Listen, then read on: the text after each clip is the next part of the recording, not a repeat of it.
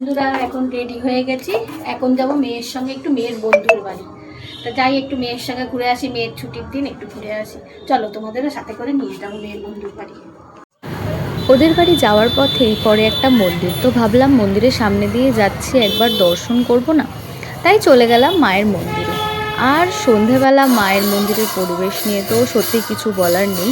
চারিদিকে আরতি হচ্ছে, ঘন্টা কাসরের শব্দ, তার সাথে এত ভালো লাগছিল চারপাশটা, মনে হচ্ছিল ওখানেই বসে থাকি। যাই হোক, সেটা তো সম্ভব নয়, তাই প্রথমেই গেলাম রাধাকৃষ্ণ মন্দিরে।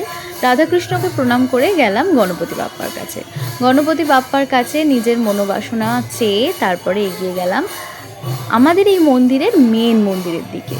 মন্দিরের আশেপাশটাই বলো বা এলাকাটাই বলো, এত সুন্দর না, মনে হচ্ছিলো যেন ওখানেই বসে থেকে ঘন্টার পর ঘন্টা পার করে কাটিয়ে দেওয়া যাবে।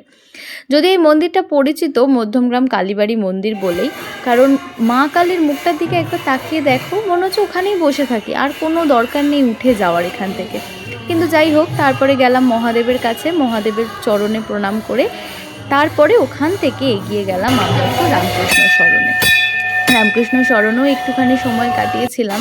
মানে আমি শুধু মন্দিরটা দেখেই যাচ্ছি, যতবারই আসি, এমন নয় আমি প্রথমবার আসছি, কিন্তু তাও যতবারই আমরা আসি না ততবারই যেন হারিয়ে যাই।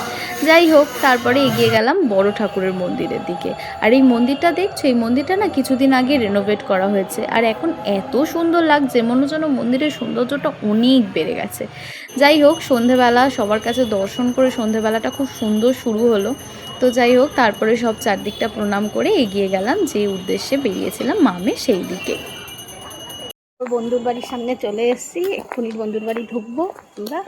এই তো সামনেরটাই ওর বন্ধুর বাড়ি। এবার আমরা ওখানে একটু গল্প করি। আজকের ভিডিওটা এখানেই অবধি শেষ করছি, টাটা।